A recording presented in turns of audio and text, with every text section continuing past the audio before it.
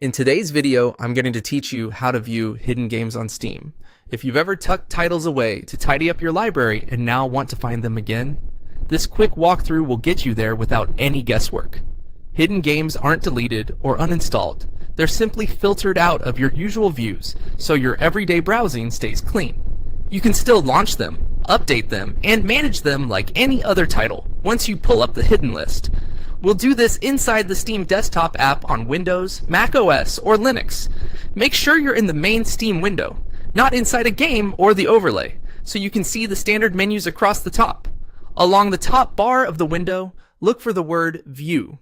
It sits beside the other menu headings at the upper left. Click it to open a drop-down. If your window is very narrow and you don't immediately see the menus, maximize Steam or widen the window until those items appear. This keeps the interface from collapsing the top bar. In the drop-down that opens, choose Hidden Games. The moment you click it, Steam switches to a dedicated view that lists every game you previously marked as hidden. Give it a second to load if you have a large library. You'll notice it looks and behaves much like your regular library. You can scroll through the list, use the search box to find a specific title by name, and change sorting to organize by recent activity, size, or alphabetically.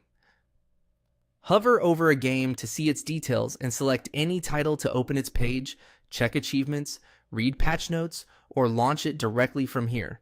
If you don't see any entries, that simply means nothing is hidden in this account right now. Also note that this Hidden Games view is part of the desktop client.